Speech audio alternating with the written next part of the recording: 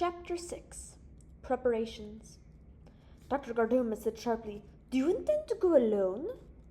"Well, why not?" interposed Yurtil. "The aerobics are cheap enough. Of course they'll go alone. There's nothing and nobody there, and they know it." "Care to join us?" said Bigman. "If you leave your big mouth behind, you can fit into a suit." "You wouldn't crowd one even with yours," snarled Yurtil. Dr. Gardoma said again, "There's no point in going alone if—" "A preliminary investigation," said Lucky, "will do no harm. Actually, Yurtil may be right. There may be no one there. At the worst, we'll keep in touch with you at the Dome and hope that we can handle any Syrians we meet. Bigman and I are used to handling tight situations. Besides which," added Bigman, his gnomish face puckering into a grin, "Lucky and I like tight situations." Lucky smiled and rose to his feet. "If we may be excused." Yurtil at once rose, turned, and stamped away. Lucky's eyes followed him thoughtfully. Lucky stopped to Hanley Cook as the latter passed him. He touched his elbow gently. Cook looked up, his eyes all concerned. "Yes, what is it, sir?" Lucky said quietly. "May I see you in our quarters as soon as possible?"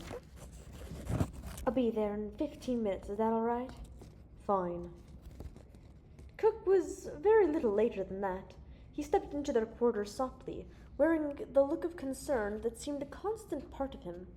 He was a man in his late 40s, with an angular face and light brown hair that was beginning to be touched with gray. Lucky said, "I had forgotten to tell you where our quarters were. I'm sorry." Cook looked surprised. "I knew where you were assigned." "Well, good. Thank you for coming at our request." "Oh." Cook paused. Then he said hurriedly, Glad to. Lucky said, "There's a small matter of the insulation suits in this room, the ones we intended for use on the sun side." "The inso suits? We didn't forget the instruction for them, did we?" No, I view that as quite another thing." Cook said, "Something wrong?" "Something wrong?" crowed Bigman. "Look for yourself."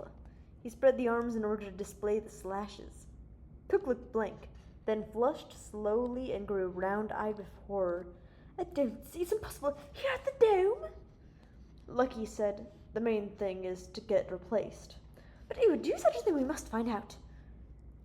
"No use disturbing Dr. Prevail." No, said Cook at once, as though he had not thought of it before. "We'll find out the details in due time. Meanwhile, I would like to get it replaced." "Certainly, I'll attend to it promptly. No wonder you wanted to see me. Great space." He got to his feet in a kind of speechlessness and made as though to go. Lucky stopped him. "Wait, this is a minor thing. There are other things we must discuss. By the way, before we get to that, I take it you do not agree with Dr. Peverell's views on the Syrians." Cook frowned. "I'd rather not discuss that." "I watched you as he was speaking. You disapproved, I think." Cook sat down again. His bony fingers clutched one another in a tight clasp, and he said, "He's an old man. He's been all mixed up about the Syrians for years. Psychopathic almost. He sees them under his bed. He blames them for everything. If our plates are exposed, he blames them. Since he's been back from Syria, he's worse than ever because of what he claims he went through." "What is it that he went through?" "Nothing terrible, I suppose. But they quarantined him. They assigned him a separate building. They were too polite sometimes. They were too rude other times. There was no way of suiting him, I suppose. Then they forced a post-electronic robot on him to take care of personal services." "Did he object to that too?" "He claims it because they wouldn't come near him themselves. That's what I mean. He took everything as an insult." "Were you with him?" Cook shook his head. "Sirius would only accept one man, and he's senior. I ought to have gone. He's too old, really, too old." Cook was talking in a brooding sort of way. He looked up suddenly. "This is all confidential, by the way." "Completely," Lucky assured him. "What about your friend?" said Cook uncertainly. "I know he's honorable, but he's a little hot-headed." "Hey!" began Bigman, stiffening. Lucky's affectionate hand came down the little fellow's head and brushed his hair down on his forehead. "He's hot-headed, all right," he said. "As you saw at the banquet table, I can't always stop him in time, and sometimes when he's riled he uses his tongue and his fists instead of his head. That's something I always have to keep in mind. Still, when I asked him specifically to keep quiet about something, he is quiet, and that's all there is to it." "Thank you," said Cook. Lucky went on. To get back to my original question, do you agree with Dr. Peverell concerning the Syrians in this present case? I don't. How do they know about Project Light, and why should they care? I don't see them sending ships and men and risking trouble in the solar system so they can break a few cables. Of course, I tell you this, Dr. Peverell has been feeling hurt for quite a while now. In what way? Well, Mindy's and his group were established here while he was at Sirius, came back and found them here. He knew they were coming eventually, been planned for years. Still, coming back and actually finding them here was a shock. Has he tried to get rid of Mindy's? Oh, no, nothing like that. He's very friendly. It just makes him feel that someday he'll be replaced altogether. Maybe someday soon, and I suppose he hates the thought. I suppose it's pleasant for him to take charge in such a big affair about Syrians. That's his baby, you see. Lucky nodded, then said, Tell me, have you ever been on Sirius? Cook looked surprised at the change in subject, but said, Occasionally, why? With Dr. Peverell, alone. With him, usually. Goes more frequently than I do. Lucky grinned. Were you there at the time the pirates made their raid on Sirius last year? Cook smiled too. No, but the old man was. We've heard the story several times. He was quite angry about it. He was practically never sick, and the one time he was just completely out. He misses everything. Well, that's the way it goes, and now I think we'd better get to the main business. I don't like bother Dr. Peverell. As you say, he's an old man. You're a second and quite a bit younger. Lucky smiled. Yes, of course. What can I do?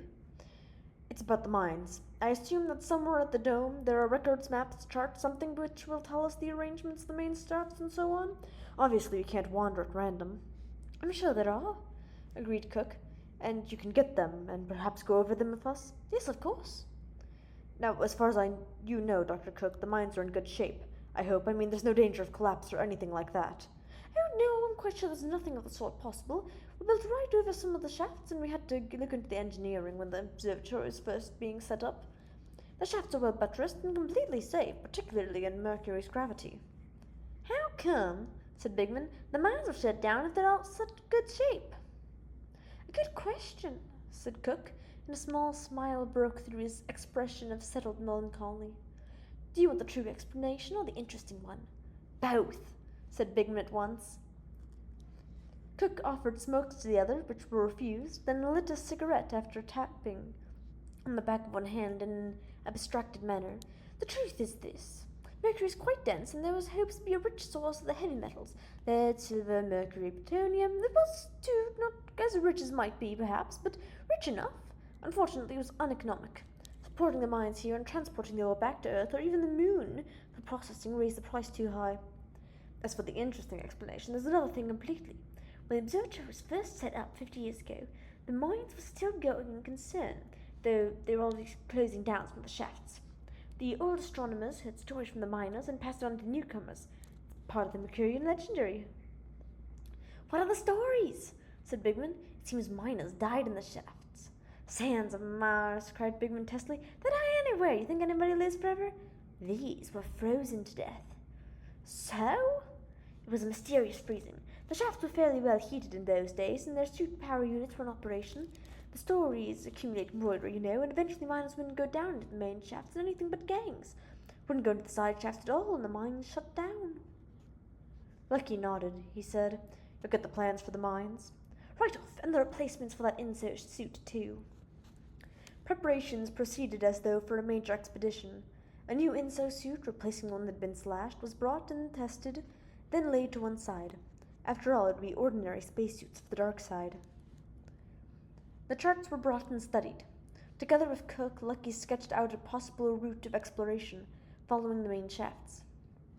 Lucky left Bigman to take care of packing the adjacent units with homogenized food with water, which could be swallowed while still in the suit, made sure of the charge of the power units and the pressure in the oxygen tanks, inspected the working efficiency of the waste disposal unit and the moisture recirculator.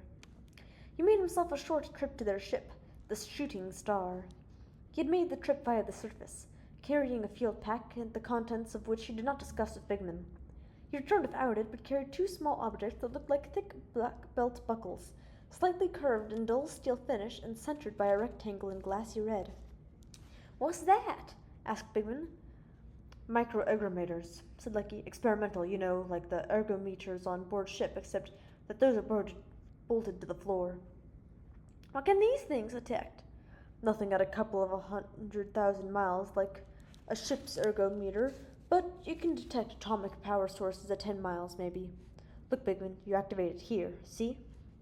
Lucky's thumbnail exerted pressure against a small slit in one side of the mechanism. A sliver of metal moved in, then out, and instantly the red patch on the surface glowed brightly. Lucky turned the small aerometer in this direction and that. In one particular position, the red patch glowed with the energy of a nova. That, said Lucky, is probably the direction of the dome's power plant. We can adjust the mechanism to zero that out. It's a little tricky.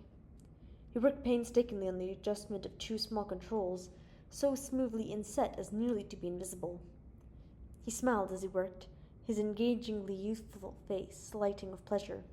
You know, Bigman, this isn't a time I visit Uncle Hector, but he doesn't load me up with the council's latest gadget. He claims that with the chances you and I are always taking, the way he talks, we need them. Sometimes, though, I think he just wants us to act as field testers for the gadgets. This one, though, may be useful. How, Lucky? For one thing, Bigman, if there are Syrians in the mines, they'll have a small atomic power plant. They'll have to. They'll need power for heat, for electrolyzing water, and so on. This ergometer should detect them at an ample distance. And for another thing, he fell silent, and Bigman's lips compressed in chagrin. He knew what that silence meant. Lucky had thoughts which later he would claim had been too vague to talk about. Is one of the ergometers for me? He asked. You bet, said Lucky, tossing one of the ergometers toward him. Bigman snatched it out of the air. Hanley Cook was waiting for them when they stepped out of their quarters, wearing their suits but with headpieces tucked under their arms. He said, I thought I'd lead you as far as the nearest entrance to the shafts. Thank you, said Lucky. It was the tail end of the sleeping period in the dome. Human beings always established an Earth-like alternation of waking and sleeping, even when there was no day and night to guide them. Lucky had chosen this time on purpose, since he did not want to enter the mines at the head of a curious procession. In this, Dr. Peverell had cooperated. The corridors of the dome were empty, the light was dim, and as they walked, a heavy silence seemed to fall about them while the clink of their footsteps sounded even louder. Cook stopped. This is entry 2. Lucky nodded. All right, I hope we'll be seeing one another again soon. Right. Cook operated the lock with his usual gloomy gravity, while Lucky and Bigman put on their headpieces, clamping them firmly along the pair of magnetic seams. Lucky took his first breath of canned air with what was almost pleasure, he was so accustomed to it. Lucky first, then Bigman stepped into the airlock. The wall closed behind them. Lucky said, Ready, Bigman? You bet, Lucky. His words rang in Lucky's radio receiver, and his small form was a shadow in the extremely dim light of the lock. Then the opposing wall opened. They could feel the puff of air escaping into vacuum, and they stepped forward through the opening once again. A touch at the outer controls, and the wall closed behind them again. This time, light was shut off altogether.